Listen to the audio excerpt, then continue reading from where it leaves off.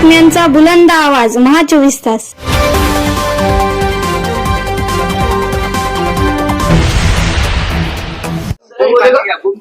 कोरेगाव आयोगासमोर पुन्हा चौकशी झालेली आहे, जबाब नोंदवण्यात आलेला आहे. काय नेमकं आज झालं, कुठल्या कुठल्या गोष्टी ते मागच्या तारखेला लेखी सबमिशन जे आहे, रिटर्न आर्ग्युमेंट जे आहेत त्या सबमिट करण्यात आल्या होत्या आणि त्या सबमिट करताना एक मुद्दा आम्ही त्या ठिकाणी मांडला होता की पोलीस कमिशनर पुणे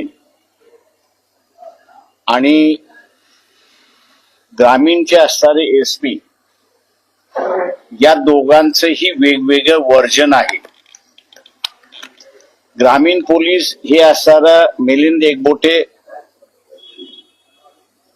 आणि भिडे यांच्यावरती इशारा करते आणि पुणे कमिशनर जे आहे ते नक्षलवाद्यांवरती इशारा करते अशी असणारी परिस्थिती आहे.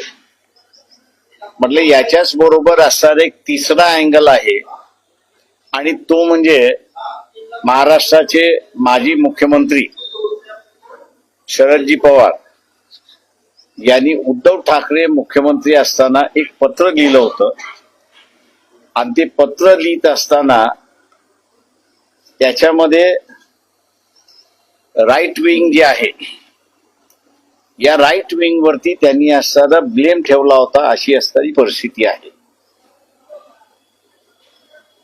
तर कमिशनने असं मांडलं की आमच्या समोर त्याच्या संदर्भातली कुठलीच कागदपत्र आलेली नाही.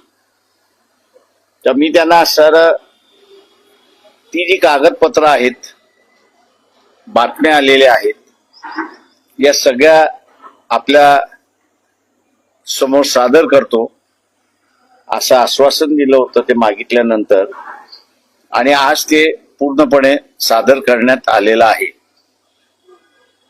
ते पत्र वाचल्यानंतर कमिशनचं ओपिनियन असं झालेलं आहे आणि ते ठामपणे आज काही म्हणाले नाही, पण इंडिकेशन त्यांनी असं त्या ठिकाणी दिलेलं आहे की अजून एकदा आपल्याला हिअरिंग घ्यावी लागेल आणि त्या हिअरिंग मध्ये शरद पवारांचं जे हे म्हणणं आहे, राईट विंगचं जे आहे ते म्हणणं आणि त्यांनी लिहिलेलं पत्र या संदर्भातलं पुन्हा साक्षी घेण्याची आवश्यकता आहे का ते तपासणार आहेत आणि कळवणार आहेत अशी असणारी परिस्थिती आहे. पत्रात नेमकं काय होतं सर? आणि शरद पवारांना बोलवणार आहेत का त्यासाठी? हा, ते त्यांनी एक्झामिन करतो असं त्या ठिकाणी म्हटलेलं आहे आणि मग 3 थिअरीज त्याच्यामध्ये मी असं म्हणेन. म्हणजे एक एसपी ग्रामीण यांचं वेगळं म्हणणं, पुणे कमिशनर यांचं असणारं वेगळं म्हणणं आणि महाराष्ट्राचे माजी मुख्यमंत्री शरद पवार यांचं तिसरं म्हणणं, अशा रीतीचं असणारं ते एक्झामिन करण्याचं आहे आणि ते लवकरच आम्हाला कमिशन कळवेल असं त्या ठिकाणी आहे.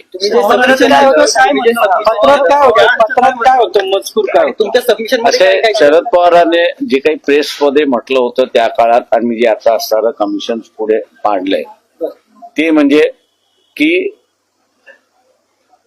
लेफ्ट विंग म्हणजे हिंदू अतिरेकी संघटना ज्या आहेत, त्यांनी हिंदू हा शब्द वापरलेला नाही, परंतु त्यांच्याशी संबंधित असणाऱ्या ज्या संघटना आहेत त्यांच्याकडे त्यांचा इशारा आहे अशी असणारी परिस्थिती आहे. तेव्हा तोही अँगल समोर आणला पाहिजे असं कमिशनचं म्हणणं आहे कमिशनमध्ये आणि त्या संदर्भातला ते लवकरच निर्णय घेतील आणि आम्हाला कळवतील अशी असणारी परिस्थिती. गरज पडली तर आयोग समजा जर गरज पडली तर तेच म्हणालोय की ते आता सगळं दाखल केलेली कागदपत्र जी आहेत त्या कागदपत्रांचा अभ्यास करून शरद पवारांना बोलवणं त्यांना गरज वाटत असेल तर ते बोलवतील. साहेब, तुम्ही पहिल्या दिवसापासून या मुद्द्यावर आवाज उठवला होता. मात्र आता जे काही पवारांचं म्हणणं आहे त्या मुद्द्याशी तुम्ही सहमत आहे का?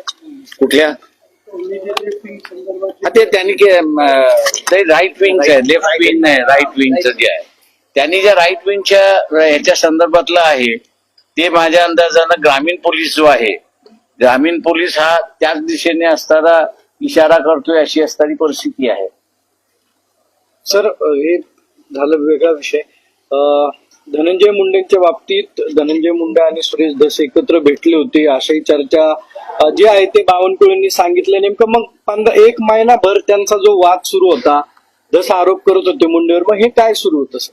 ते मी देशमुखांचं कुटुंब ज्यावेळेस मला भेटायला आलं त्यावेळेस मी देशमुख कुटुंबानं असं चौकशी केली होती की तुम्ही FIR पहिल्यांदा दाखल केलाय का कुटुंबापैकी.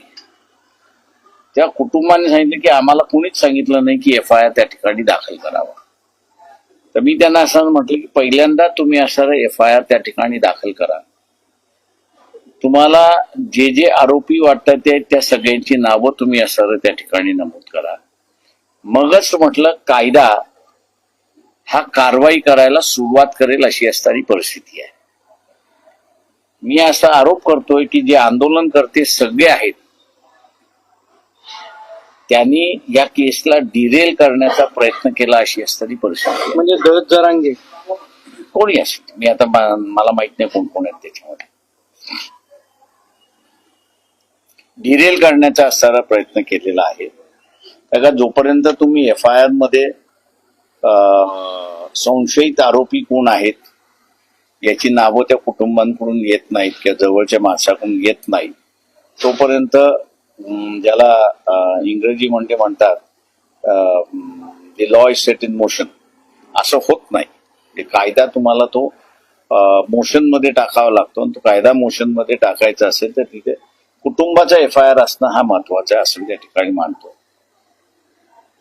धस आणि मुंडे धनंजय मुंडे भेटले ही बातमी बावनकुळेंनी बाहेर सांगितली. मात्र 1-1.5 महिना धस हे मुंडेंवरती आरोप करत होते आणि आता जरांगेंनी यांना टीकेचं आश्रय केलंय की धसांनी समाजाची फसवणूक केली असं वाटतं का तुम्हाला? यापूर्वी जरांगे पाटील दसांचं कौतुक करत होते जाहीर सभांमधून.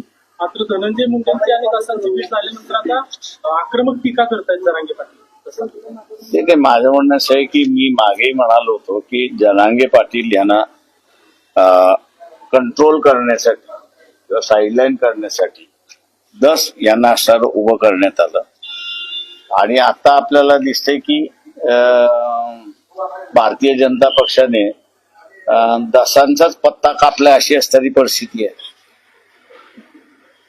आणि यात देशमुख कुटुंबियांना न्याय भेटत नाही, एकमेकांवर आरोप होतात. ते आज ते माझं म्हणणं असं आहे त्याच्यामध्ये असं मी जर दिलेला सल्ला जर त्यांनी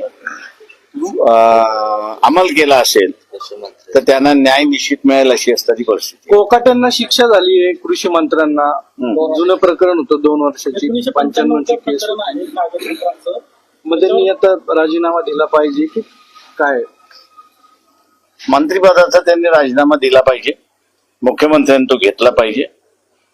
कोर्टाने निर्णय दिल्यानंतर अपिलामध्ये सुटतील न सुटतील हे सांगता येत नाही. सगळ्यात महत्वाचा मुद्दा आहे की तो खालच्या कोर्टाचा निर्णय स्टे देऊन उपयोगात नाही. त्याला सस्पेंड केल्याशिवाय आमदारकी थांबत नाही. त्याच्यामुळे कागदपत्रावरनं तरी असताना एक स्पष्ट दिसते की त्यांनी माहिती जी आहे ती योग्य पुरवली नाही.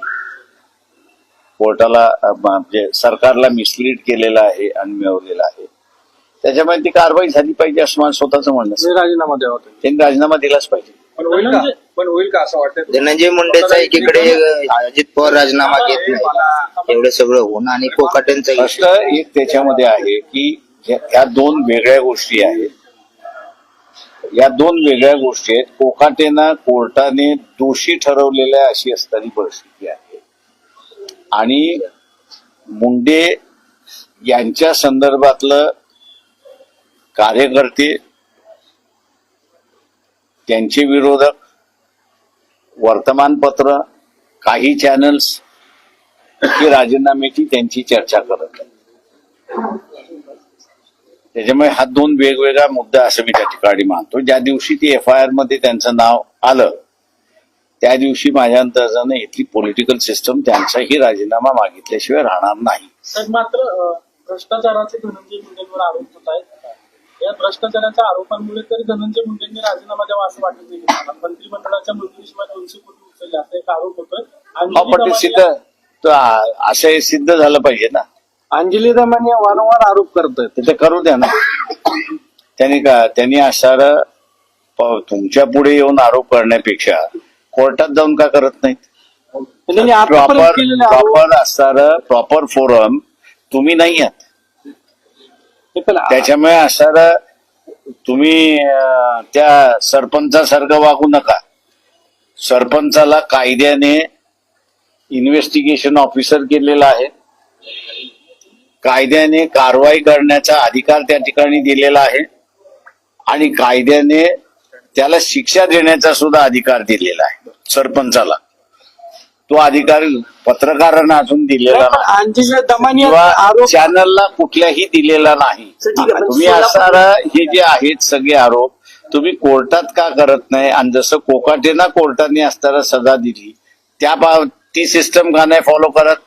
अंजली दमानिया यांनी आतापर्यंत आरोप केले, मात्र ते कोर्टापर्यंत म्हणजे देवेंद्र फडणवीस असतील, अजित पवार असतील, ते टिकले नाही. मग हे आरोप कुठल्या बेसवर करतायत? माझं म्हणणं असं आहे की त्यांनी उलटा त्यांच्यावरती असणारा मानहानीचा दावा केला पाहिजे. साहेब, उपमुख्यमंत्री एकनाथ शिंदे हे नाराज असल्याची चर्चा आहे फडणवीसांवर. फडणवीसांनी त्यांचे निर्णय काय असं रद्द केले. तुम्हाला काय वाटतं?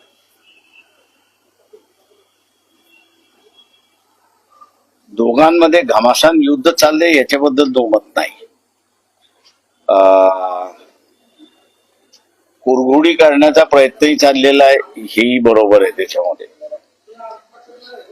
परंतु हे युद्ध कुठपर्यंत चालेल आणि कधीपर्यंत चालेल याचा काही सांगता येत नाही. पण निष्कर्ष काय निघेल तुम्हाला काय वाटतं? मी आता काही सांगू शकत नाही. तिसरी शिवसेना चौकशी आयोगाला फेब्रुवारीपर्यंत मुदत वाढ मिळाली आहे. आता ती मुदत संपण्याची शक्यता वाटते आणि आपण पवार साहेबांच्या संदर्भातलं काही डॉक्युमेंटेशन आयोगाला सादर केलेलं आहे. त्याच्यामुळे आणखीन काही हिअरिंग होण्याची शक्यता वाटते. त्याच्यामुळे मुदत वाढ परत मिळू ते शकते. मुदतवाढ आता त्याचीही चर्चा झाली त्या ह्याच्यामध्ये. तर आम्ही त्यांना म्हटलं की आम्ही सरकारला हे करू, म्हणजे कमिशनचा निर्णय झाला शरद पवारांना बोलवायचा, मग आम्ही असणारा शासनाला म्हणू की यांना असणारा मुदतवाढ द्या म्हणून. कारण आयोग अंतिम अहवाल तयार करण्याची तयारीत आहे. बऱ्याच वकिलांचे काही रिटर्न आर्ग्युमेंट्स आलेले आहेत. ते रिटर्न आर्ग्युमेंट्स आलेले आहेत, एक्झामिनेशन झालेलं आहे, सगळं झालेलं आहे. परंतु हा जो त्या काळी असणारा जो मुद्दा तपासला गेला पाहिजे होता तो तपासला गेला नाही. म्हणून असणारा मुदत त्यांनी जर ठरवलं बोलवायचं तर मुदतवाढ मिळाली पाहिजे हे आम्ही पत्र देऊ तिथे. सर, सोलापूरकरच्या बाबतीत खरं तर खूप जुना विषय झालाय, पण सोलापूरकरांनी माफी काही मागितली नाहीये. पहिलं छत्रपती शिवाजी महाराजांचं विधान जे तुम्ही ऐकलं असेल, दुसरं डॉक्टर बाबासाहेब आंबेडकरांचं विधान. सरकारकडून कुणीही बोललं नाहीये. CP म्हणतात की आम्हाला आक्षेपार्ह काही वाटत नाहीये राहुल सोलापूरकरच्या विधानावर. आंबेडकरांचे वंशज म्हणून आणि छत्रपती शिवरायांचे देखील वैचारिक वंशज म्हणून तुम्हाला वाटतं सोलापूरकरांवर कारवाई झाली पाहिजे आणि अशी भांडवलं जी आहेत ना लय आहेत. त्याच्यामुळे भांडवलांकडे आम्ही कधी लक्ष देत नाही. सरकार गुन्हा दाखल करत नाही साहेब. संरक्षण दिलं क्लीन चिट दिली सरकारला.